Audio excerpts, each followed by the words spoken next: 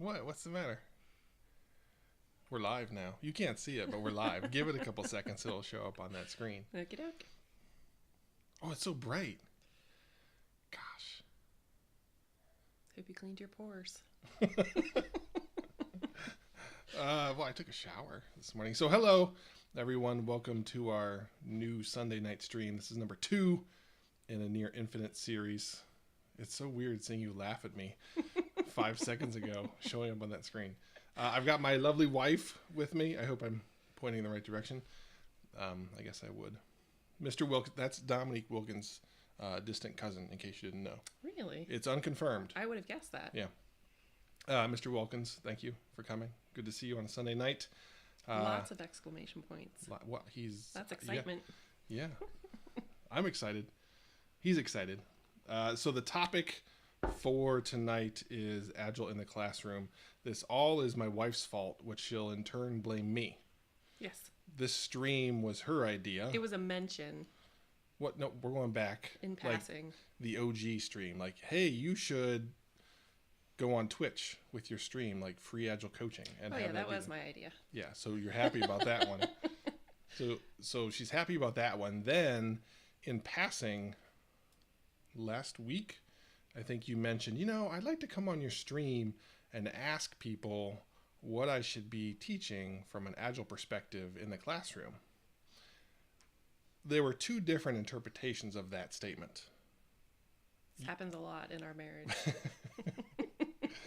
You interpreted it as, hey, I'm just going to swing into chat and ask a question. Why would you think that? That's what everyone else does when they have questions. I know, but you're right here. Yeah. So I interpreted that as, sweet, my wife's going to be on the stream and we can talk to everybody and ask questions. So for those of you that are on tonight, the big question is, what should kids in school be learning about Agile? You've been doing a little bit of Agile in the classroom, correct? Yes. So I have my 3rd, 4th, and 5th graders doing stand-up meetings. And we've tried a couple Scrum boards. Not completely happy with the process with that. So I'm trying to figure out how to do that best. Even watched a really cool video about what Scrum actually was, just in case no one knows what that is. You mean fun. Like you and the kids did? Yeah. Oh, fancy. Yeah. Was I in it? No. Oh, okay. But the stand-up meetings seem to be okay. They get the gist on that. And it's a really good use, I think, just for reflection for them. I only see them 1 hour once a week, each grade level. So struggling with that a little bit, but I do feel like some of the process can be used in the regular classroom as well. But you have ongoing projects, right? Like you hey, we're doing this thing like birds or whatever. Yeah, well, so like in 5th grade, we are on global coding teams, which is really cool. So 2 students from the class are on a team with like 7 other students. Well, more like 10 other students from around the world. We're talking like Ireland, India, Singapore, Canada, a bunch of different states. And so they're working on Scratch projects. And Scratch is my favorite block-based programming language for kids. And if you aren't familiar with that, it's a block-based programming language developed by MIT, and it's free.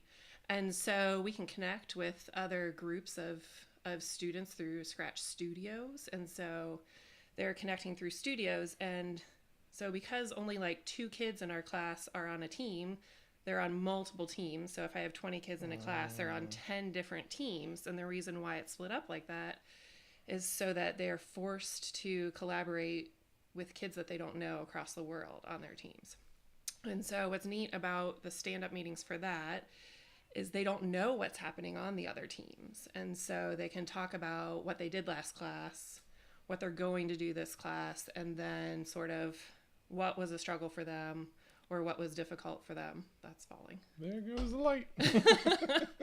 So that was really good, just as a reflection. So that's how I'm using stand-up meetings right now. Or on a project. If we're working on a project, it's easy to do. Okay, so those kids that are working with people from all across the world, Mm-hmm. how do they synchronize? How do they know? How do they know, like if the two of us are on a team and we're working with a team in India, Mm-hmm. how do we sync up? So if we're on the same team, they're connecting the kids right now with Padlet. And so I don't know if y'all are familiar with Padlet. Assume we're not. Okay, so Padlet is a platform almost like a bulletin board where you can pose questions at the top and then you can answer in a column underneath. And so each team has their own Padlet that they do introductory videos on, and then they ask each other about where they live and certain questions like that.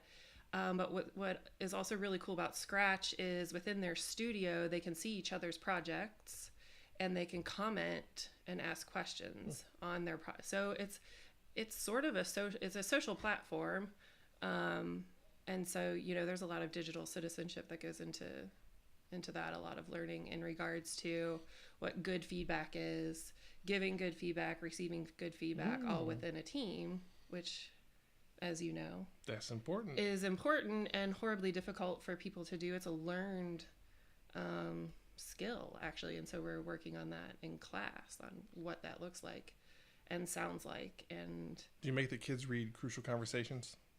I have not gone there, but I do have some really cool graphics for feedback. Yeah. So, but the Scrum board part, I really like the idea of that. I'm not sure how to best do that and make that effective. I feel like students getting that feedback is really, really important quickly, and so they can make new iterations on their project without waiting till the end. And what's interesting is the older kids so my fifth graders don't want to show their project until the end, until they feel like it's done. So they learn that somewhere along the way. No, they're getting bad My habits. second graders working on Scratch and they have a project, they want to show you like the minute they figure something out. And I've noticed that second graders are a bit more creative from the get-go. Like they just don't care. And they're like, woohoo, I made this say this, look. Right? And it's like, yeah, it's been really interesting, kind of eye-opening, and like where has that changed and why? Right. Like why is it like that? Do you think it's well, because that's a huge thing that I know you and I've talked about, because I do the Marshmallow Challenge and all this stuff that tries to teach adults that. It's a little sad hearing that fifth graders have already picked that up. Right. It is sad. Like, I wonder if it's because like they just start to care more about what others think because they're nearing middle school and all that stuff sinks in, and I'm embarrassed if it's not good enough. Or I really think that they want the right answer and they want the path to the right answer, and they believe there is a path to the right answer. And whereas I say, so the way I teach a lot, if I introduce a new technology, I literally just throw it out in front of them. And I'm like, I'm not really going to answer any questions about this. You guys can ask each other. Here's where we're going. For Scratch, for instance, I'm like, okay, here's Scratch. Let's get an account real quick and mess around. And they're like, well, what do I do with this? I'm like, I don't know. You show me what you can do with it. What are you going to figure out today? And second graders are like, sweet. And they just start pressing all the buttons. And fifth graders are like, well, what's the first step? Like, what am I building? Like, what, this doesn't work. I heard that a lot of times. This doesn't work. right.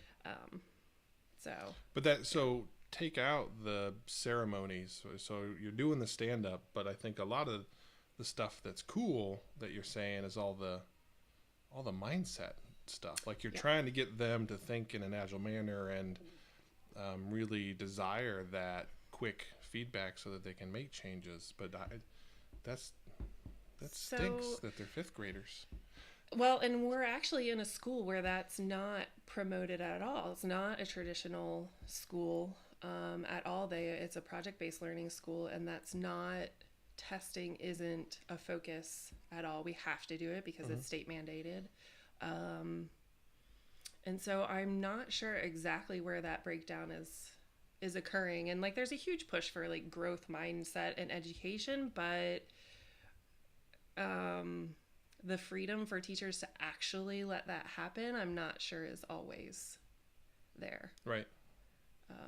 In my class it is, because I can pretty much do anything I want. It's Yeah, because you're not a traditional teacher that's tied to a section of the testing. You're there to promote those things. But every other teacher, except for maybe art and physical education, at some point their students have to perform on that test now, but it's never pushed by our administration as such. But speaking generally, it's pushed. Like in education, even years ago when No Child Left Behind just came out,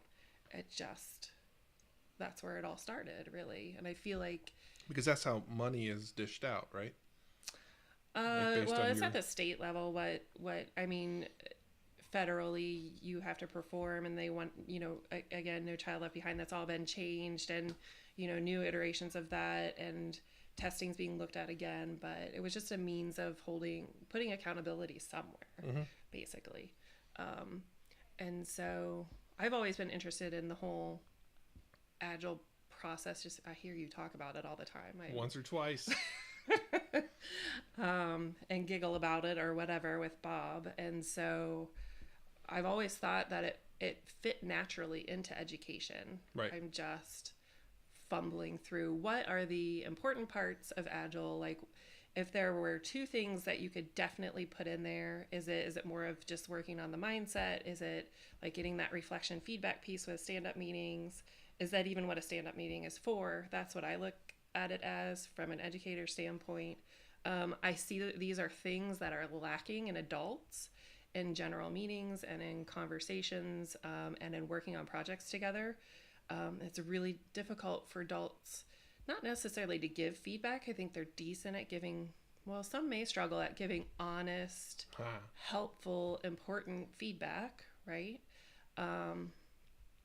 But others are really struggle with taking that feedback as a positive, like, sweet, I'm so glad you figured that out. If it's something that was totally horrible, right, you're like, oh God, thank you. Now I can fix it. Instead, it's like, well, I worked on that for hours, Yeah, and why are you attacking me? Right. And I just think that's natural, but okay, yeah. So Sorry. Don't be sorry. Yeah. Agile coaches out there, now is your opportunity to shape young minds.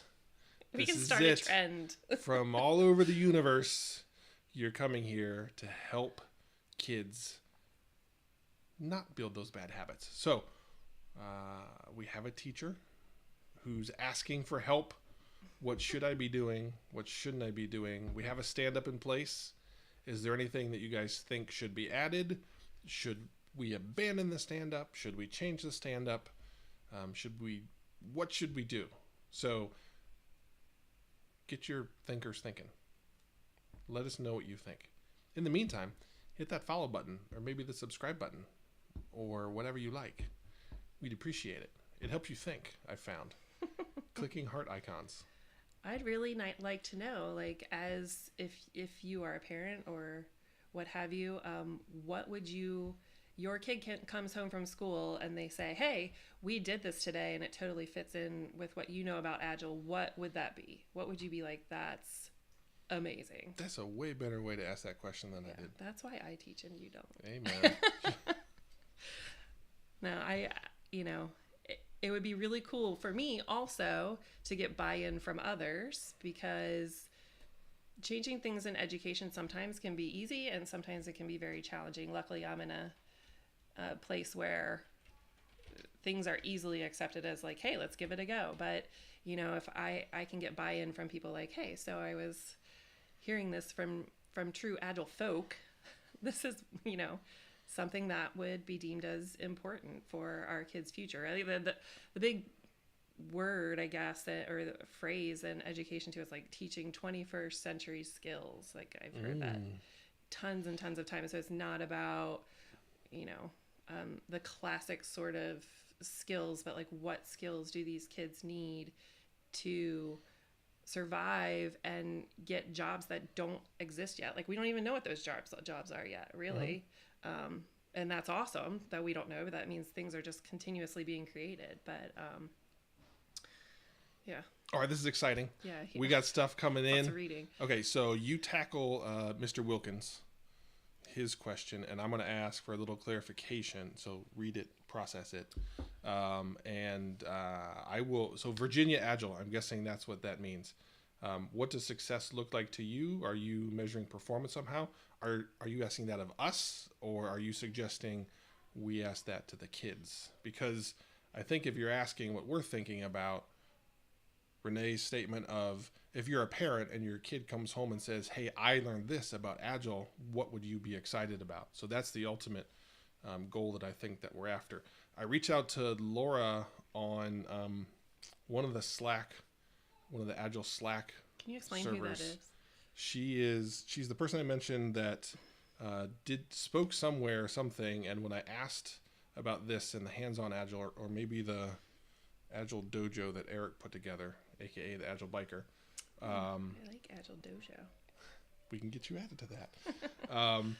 She, like, people said, hey, you got to talk to Laura because she spoke about this. Apparently she's done something in Wake County, as Mr. Wilkins has said. So I've reached out to Laura. I'm trying to arrange time for Laura and Renee to meet because it sounds like there's some common experience. There you go. As usual, Chat knows more than I do. Interesting that she was a music teacher who introduced it in her class. Music teachers are awesome. They think out of the box, I think. And just, yeah. Well, that's and interesting. What's also interesting is the number of engineers I've worked with that are into music. I'm physically incapable of doing it.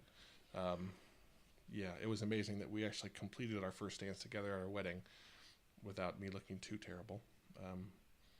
But you're supposed to disagree with that. Sorry, I was It'd be reading. like, I was "No, like you reading did this great, question. dear." Great, awesome. I was reading she introduced the 12 Agile principles to her class and rewrote it. No, I have not thought nor done that. Yeah, I think it's been like a real MVP approach. What does that mean? Just like the minimum viable product. So like, what's the least amount that you can introduce to get the party started? Yeah, I think then you start to iterate on it and make it. I think I asked bigger, you. better. I was like, all right, Oh, mistake number one. What do I start? Like, where do I start? Right. And I was sort of asking you about that. And yeah. Yeah.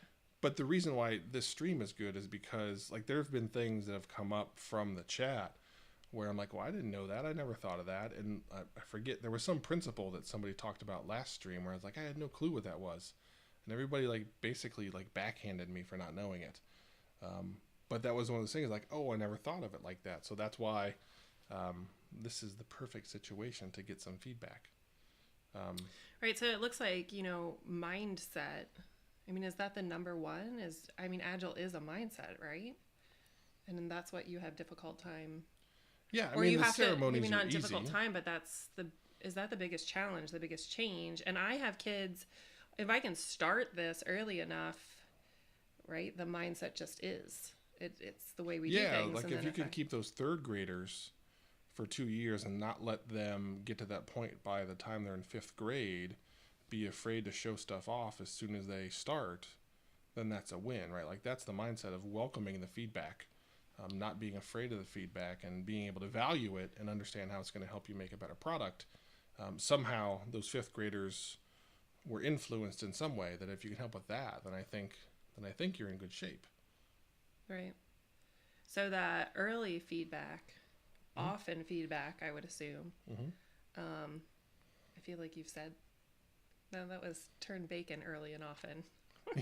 Yeah. Anyway, same feedback. Thing. You cook bacon the same way you do Agile, early and often. Early and often feedback, for those iterations. Yeah. So.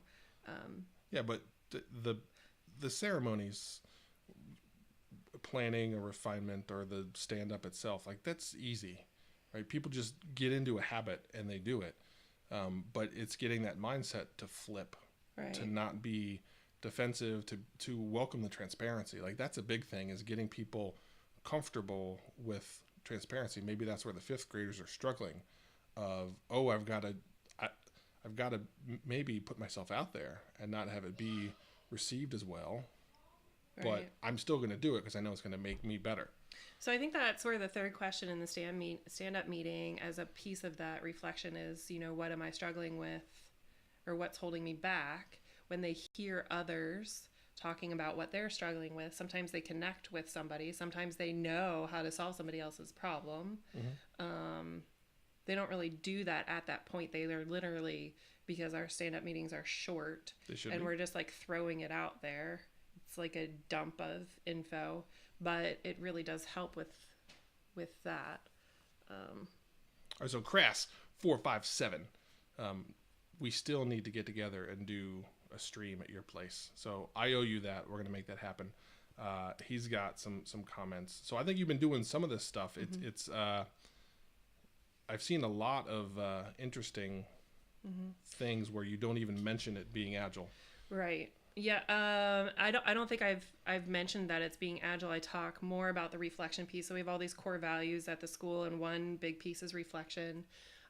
Reflection and feedback have been like our main reasons for that. Making new iterations, even putting the word iteration in there. And so we have done a lot of things that are nothing with computers. And my class in particular is called Connected World. So I'm basically taking any technology that I want and connecting with world cultures somehow.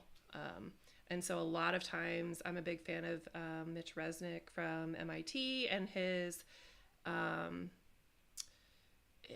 theory about kids using sort of these imagined scenarios, and that helps them get out of there's a right answer because we're using our imagination. Like kindergartners are imagining that they're birds that have lost a home, and so we're exploring the world and stuff like that. So it does sort of take them out of that I have to get a right answer for this because you're a bird and you're like flying around the world. There's no right answer for that because it almost seems like unschool related if you're not, it's not, that's kindergarten, but fourth grade, we're apprentices of Leonardo da Vinci. And so we're going to travel to Italy, and through that, we're going to be doing a ton of projects with creating inventions and potential 2D and 3D drawing and stuff like that. So it's a really good spot to start to fit in the Agile. I see how big is the class. The class is typically 20 students.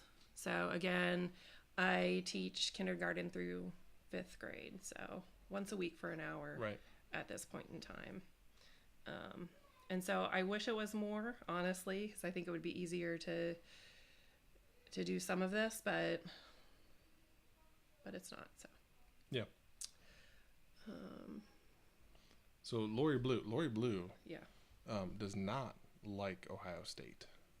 So that's spectacular. that's a big plus. There are some members of the stream that like Ohio State. Luckily, Agile Biker's not here because he's one of the perpetrators.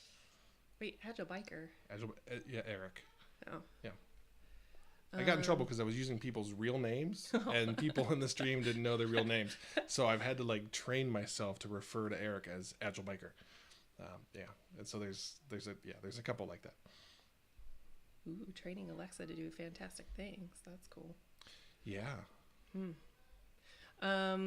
Right. So I do need to think of it more of composing anything, I would think, and maybe organizing them in teams better. Yeah, so Lori's talking more around the mindset for 5th grade and younger, focusing on flow and moving something from nothing to something. And that's something that Australia, I'm the worst at accents, so I'm not even going to try. Oh, God. It's going to be Scottish or something. Yeah, every accent I do ends up Scottish. And I'm like Arnold Schwarzenegger. Yeah, you always get to the chopper. Like, that's always your... Bad. So we're not good with accents. Our daughter's pretty good, but we're pretty terrible. That's because she had an English soccer coach. Yeah. Hey, there it is. Look, Lori did it the safe way. Oh we God, go. I'm so dying to say it, but I'm not gonna. So I really like the focusing more on flow, moving from nothing to something. Yeah, that's been the thing in a lot of my coaching of late is I just tell people like you're overcomplicating it. All agile or really all scrum is you sort things from top to bottom. You put the most important thing at the top, and then your job is to move it from left to right. And you just keep doing that over and over again. But people inject all these other things. So that's where Lori's going, is just going from that left side to the finish side, which is at nothing to something. And along the way, the feedback is there. So that's maybe if you just keep it that simple and really focus people on getting something done, or actually probably done is probably the wrong word, but getting something new that you can share with somebody. Right? So like maybe if like, hey, what do you have new that you can share with me? What do you have new that you can share with the team? And then not even better, but just what's new today versus yesterday. And then that gets the kids out of the mindset of, I got to make it better. I'm afraid to show it because it's not better or whatever that is. So maybe, but I do think flow is the right thing. Lori, I think, nailed it. What else? All the way from Australia. That's exciting. What time is it there? Is it like a good question. 6 or 7 in the morning? It's got to be early. I feel like high schools could really benefit. Yeah. Middle school and high school could really benefit from this whole process, as well as the teachers. My I'm math not sure was way why off. it hasn't caught on. I know there's a guy out there that has like a site called Agile in the Classroom. What? Look who's here. I don't see who's here. Agile Biker. Oh. Sorry, I got distracted by Agile Biker. Agile Biker likes to come in at the halfway point. Like he likes to, this is his favorite move. Like this is, hey, I'm going to show up halfway through and then say, hey, what did I miss? And then we have to rehash everything just for Eric. In fact, one time he showed up a half hour late, said, hey, what did I miss? And we started to say what he missed. And then he's like, stop, I got to go take the dog out. So then we had to sit there and twiddle our thumbs while we waited for him to come back so we could recap just for him. So this is this is Agile Biker's personal stream. So I'm glad you finally made it. Okay, I'm done with my rant. I'm sorry. So high school. I'm so glad Agile Biker's here too. Good to see you, Eric. Okay, sorry. I was how long have I been experimenting with this? Thinking about it a long time, experimenting just since the beginning of the year.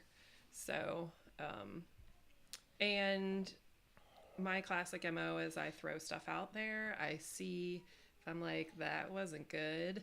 And then I'll switch it, I'll change it, or I'll, spend some time to think about it. I don't try to, it's not like I'm talking about all this, trying to get the perfect recipe.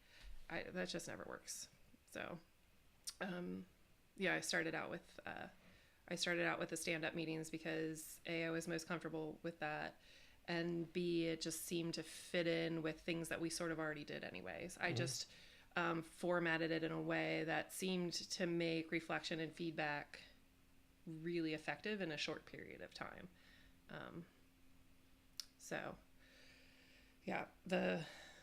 I really feel like Scrum boards would be, I haven't figured out the best way to do that. And I think I need to just work on, that whole building something from nothing thing in specific teams sort of thing. And then top down, left to right sort of mentality. Because I think the visual for them, we've done Scrum boards with, like 3 columns. And, some kids really latched onto that. Like they couldn't wait to move their Post-it note. Like everything that they did new, they wanted to move their Post-it notes. And other kids were like, why do I need a Post-it note? Right. Yeah. So it was like not important to them at all.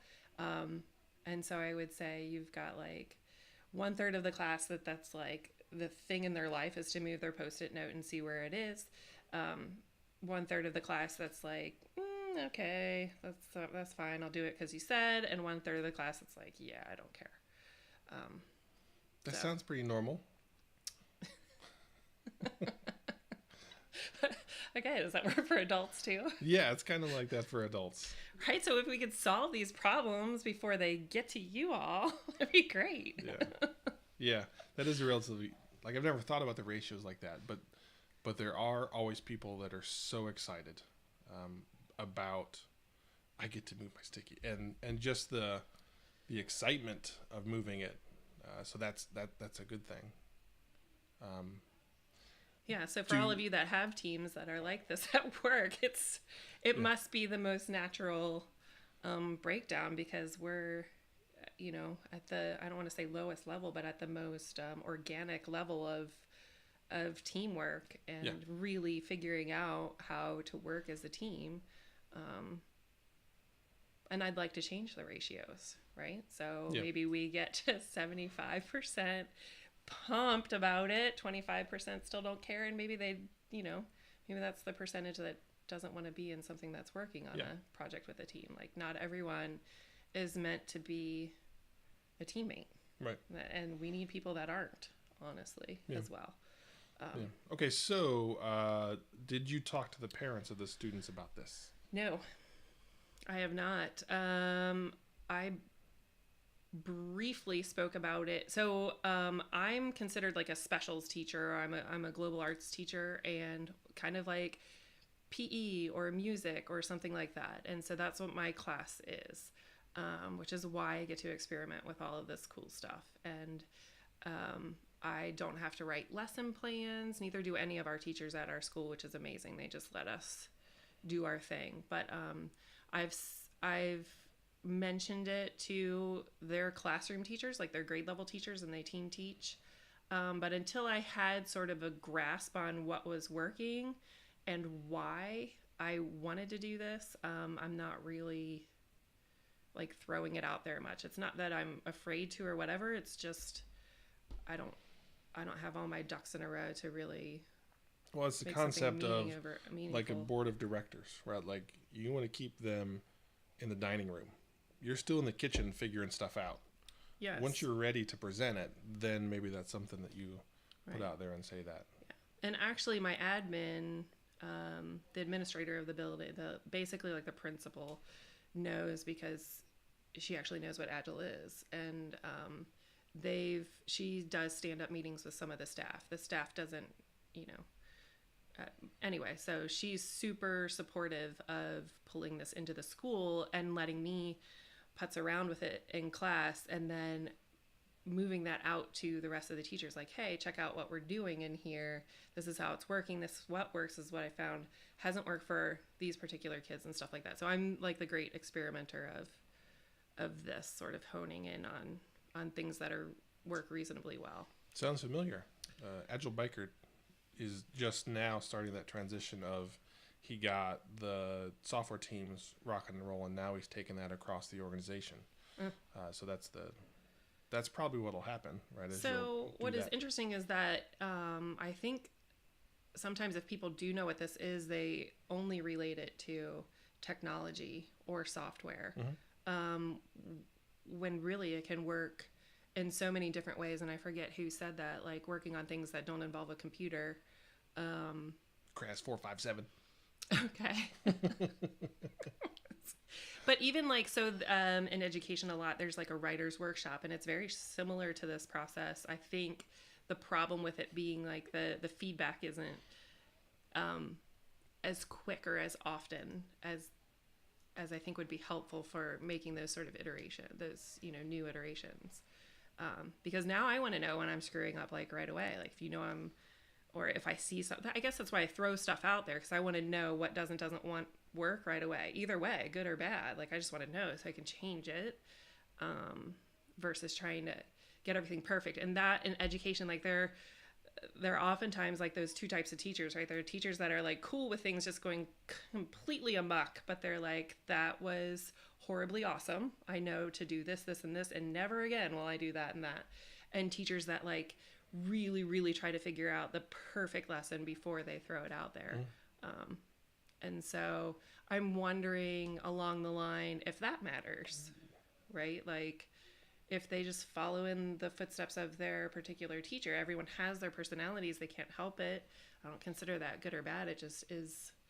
They are what they are. Like you leaving your trunk open today in the garage. I know that you have ADD. I'm like, there's my husband's ADD right That here. was intentional. That was your daughter's stinky soccer shoes were in my trunk for the 3-hour drive from Charlotte to home. So I wanted to air out the trunk. All right. So, So the that kitchen was- cabinets then that he leaves open, that's ADD. Yeah. Maybe. Okay. All right. So we've got some questions here. And that was intentional, whether you believe it or not. Okay. So, Agile Biker, do you already talk about the concept of the team in education? So do you tackle that? Do you introduce teamwork as a part of this? Oh, in my classes? Yes. We do. But I don't think I explicitly, like we might say, here's your team.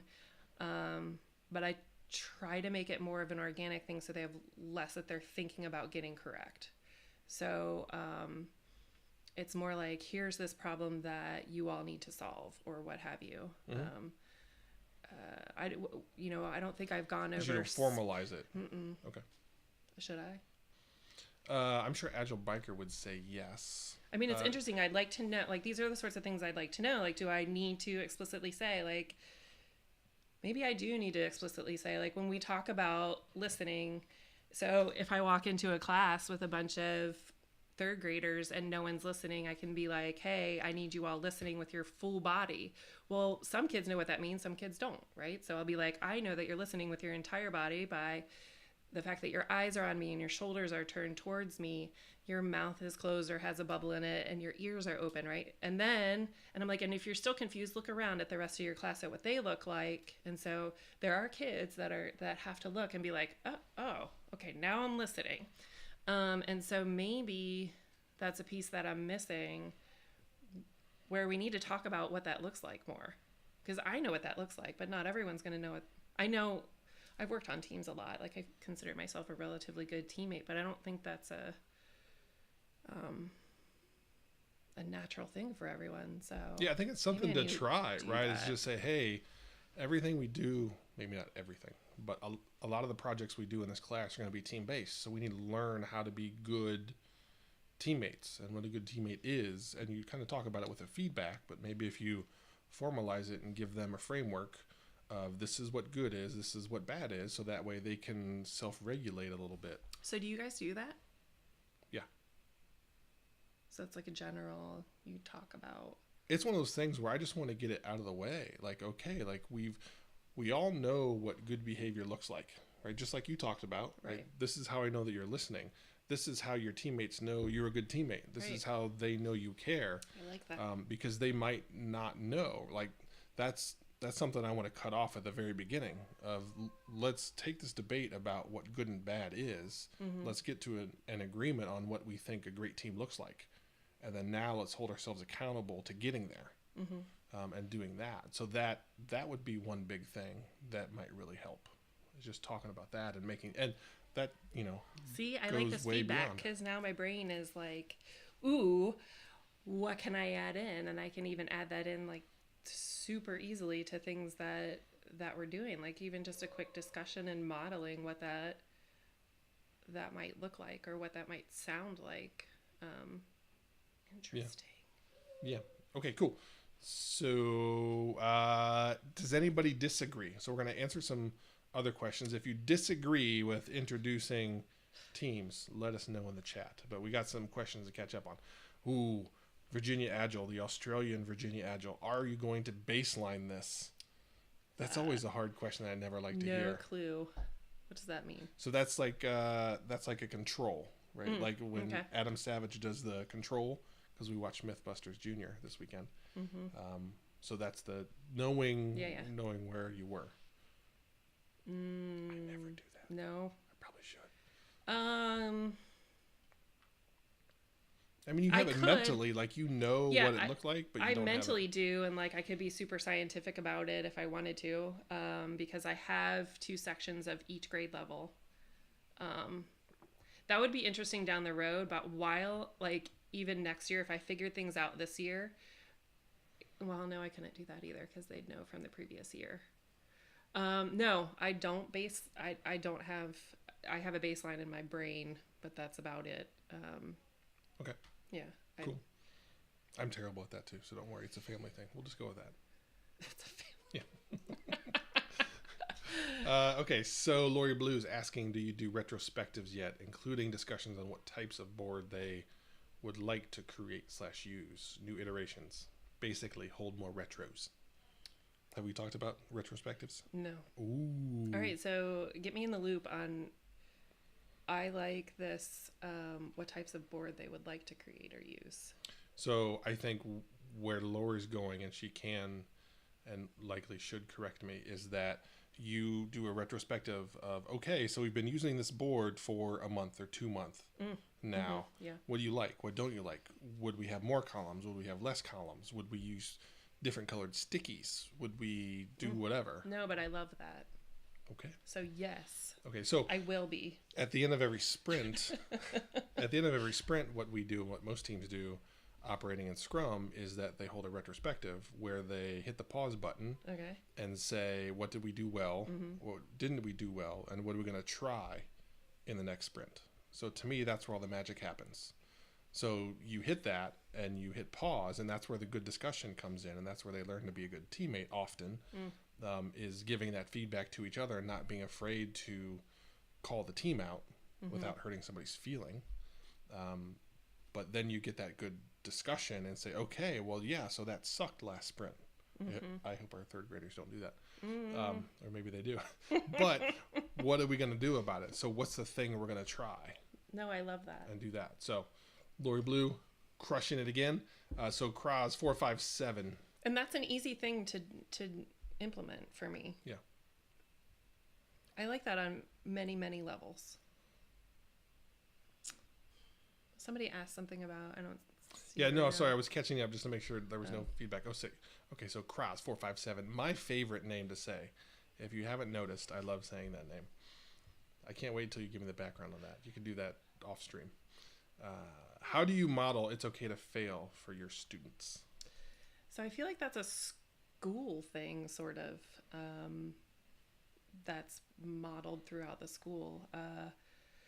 Me personally, we actually talk about it. We share a lot, and through our reflections, that sort of comes out. And I think I talk about more than it's okay, that it's awesome, right? So like trying to really put that for the kids, like, you failed, sweet. Let's see what we learned from it, right? Like, this didn't work. All right, cool. And so with kids, they pick up on that really, really well. Again, with that failure piece, big difference between second grade and fifth grade. Fifth grade really felt like they failed. Not all of the kids. Some of the kids were cool with that growth mindset. But some of the kids really felt like, I did it wrong.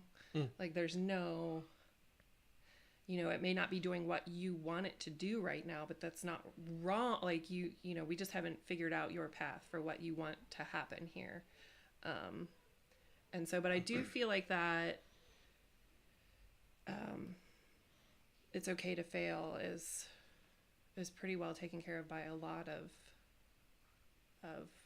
of the projects that are done outside of my classroom as well. Yeah, I think the school does it. I think something that you might want to try is, I always show, there's a Mythbusters clip about failure is always an option. And that's always just a fun thing. And it shows them blowing stuff up and making mistakes and doing all that stuff. And they wrap it up nicely in that clip. And they talk about why it's so important and how they learn so much from failing. So that could be one of those reference points where you call them back to that. Or maybe, like, I've had to show that like a year later, like, hey, remember we talked about this last year and we got afraid, we got scared. So maybe just purposely identifying that here and there along the line, but we do talk about failure as a tool.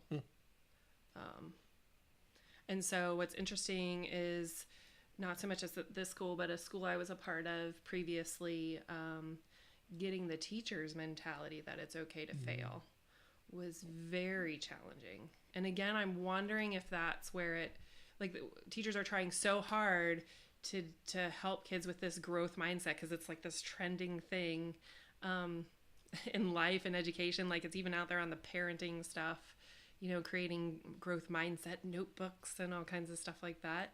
But people are really trying to do that. But if you just ooze out that failure's awful, like, because that's how you are, it's it's hard to model that for the kids as well. And I'm guilty of that sometimes, like,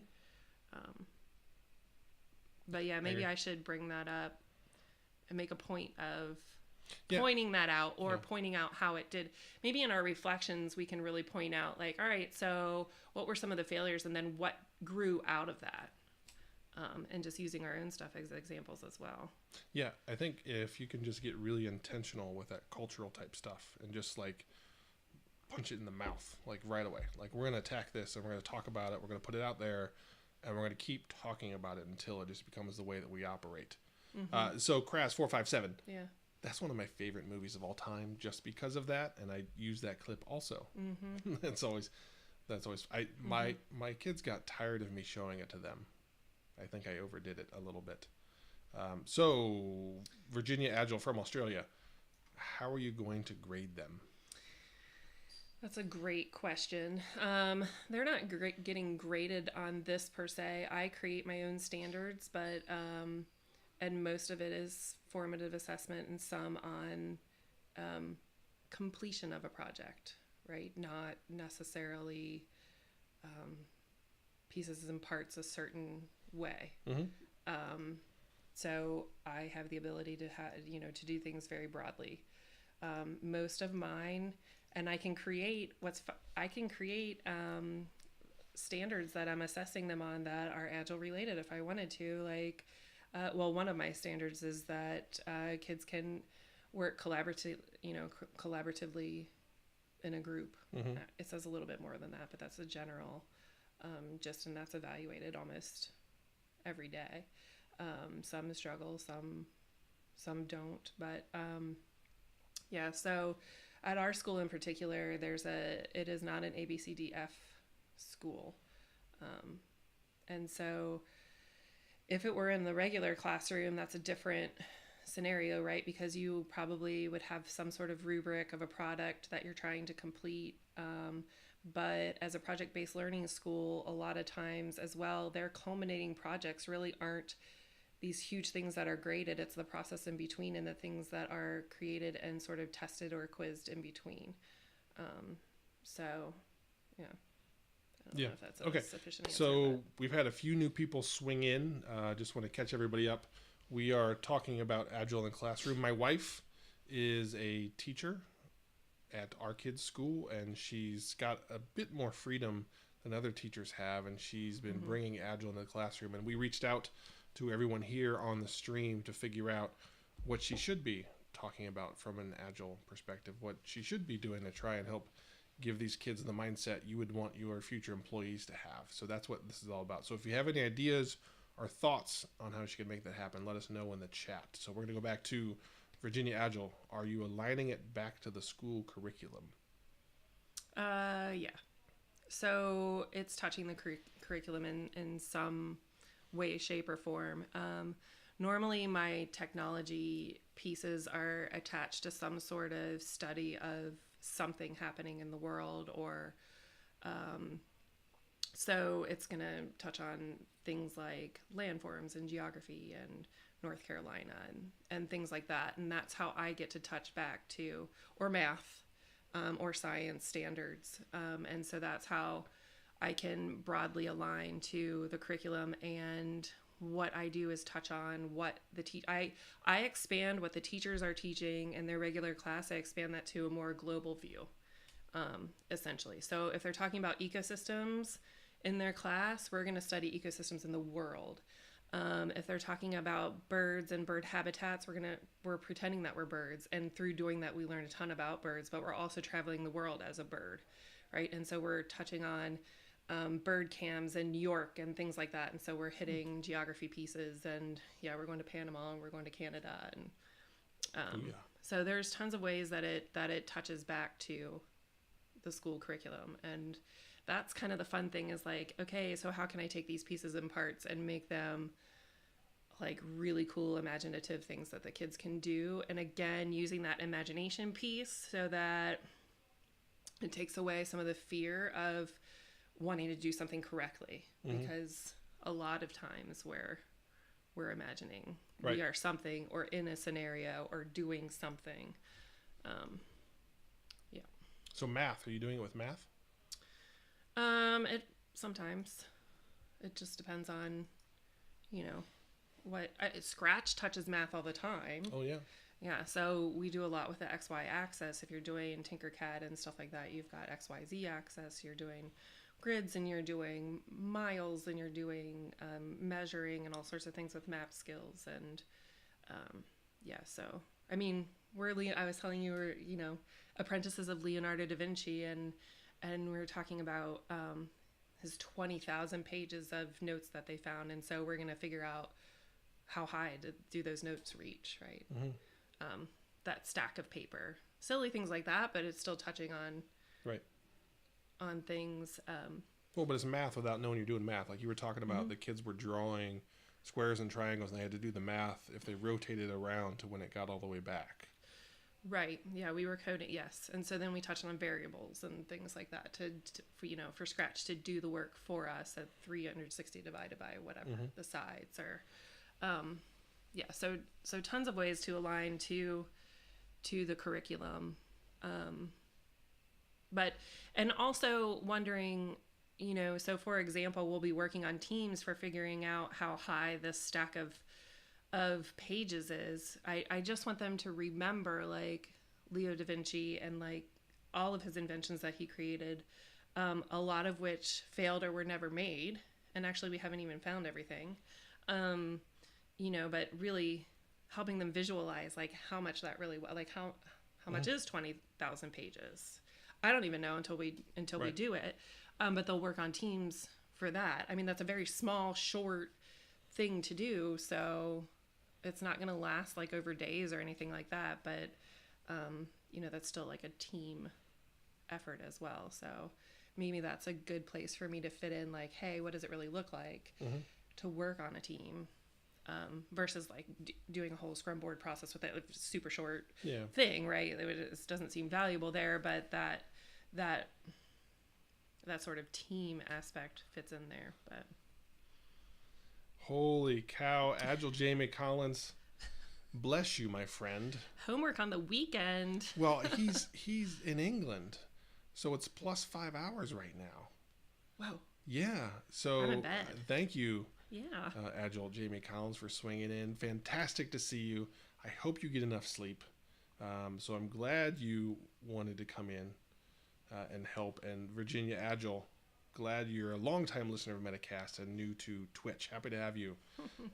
These are always fun. We got a good group here that helps with questions like this. This is a bit of an abnormal stream because we're helping someone locally, whereas normally it's other people coming in and asking questions and us helping there. So let's see. So I'm digging into Agile Jamie. Okay, so the team aspect. You wanted to inflict help.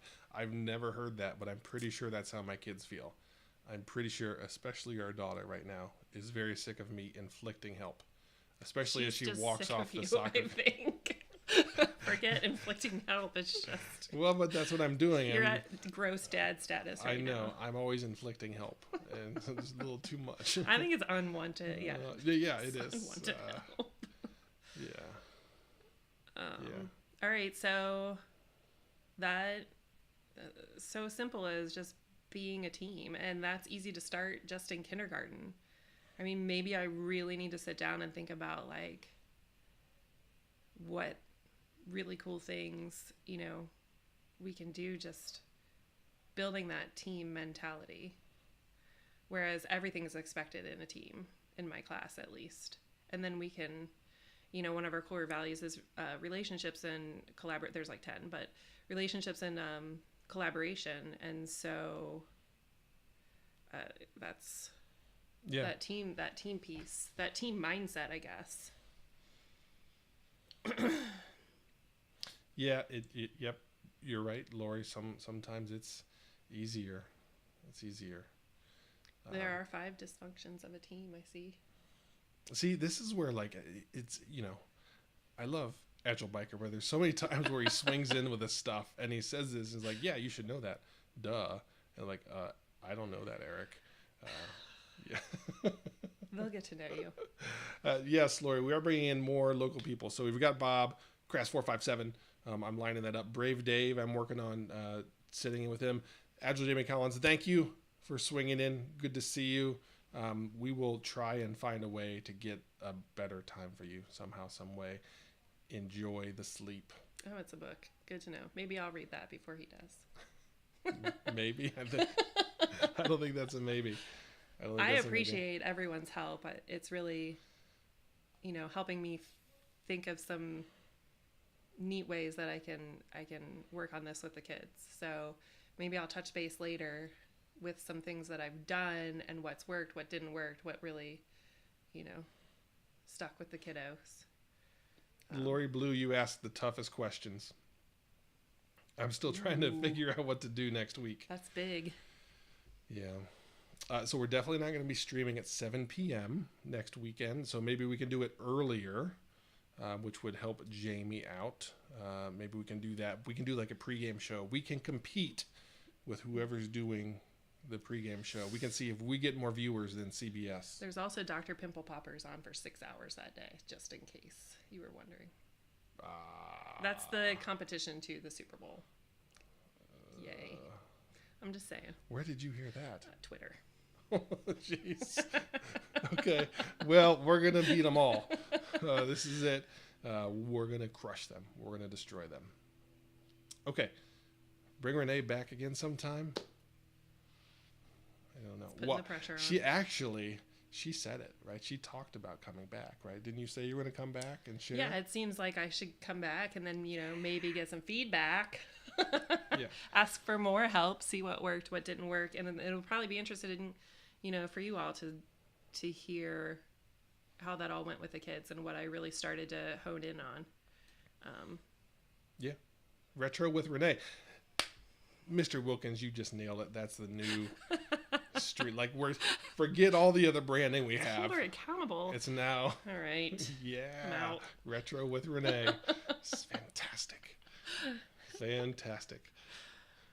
Okay, so let's do a recap here. We're just going to keep going with this. I like it.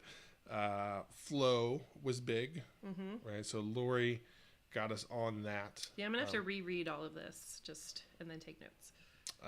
Mental notes. Intentional about teams, talking to them about being a good teammate, reading the 5 dysfunctions of a team. Let me scroll up here a little bit. Retros. We've talked about doing a retro on the board, maybe.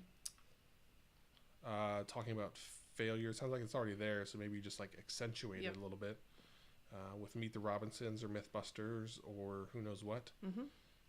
We can do it all, honestly. Yeah.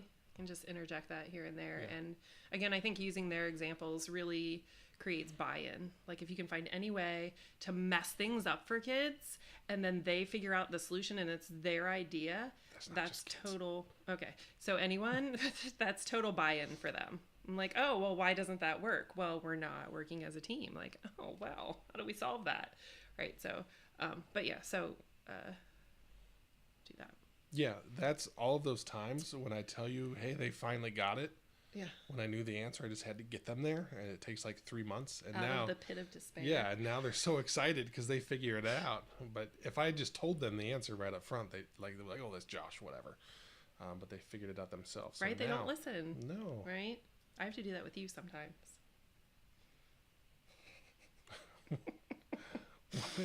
I don't like where this stream is going. That's on our marital, whatever, Twitch stream. Yeah.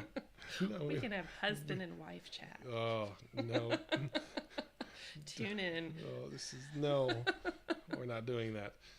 Okay, so for voting, you consider happy, sad face, mad face. So for voting from like kids on feedback, things like that. I know Yeah. Atlassian has like a team. Well, there's like a team playbook that they have that talks about standing teams up and doing things like that. Ooh, liberating structures. Oh man, another one. I don't know what that is.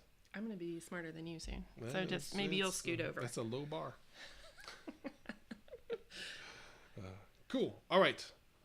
Yeah. I think that's it. I think we did it. All right. Well, See, it wasn't so bad. Yeah.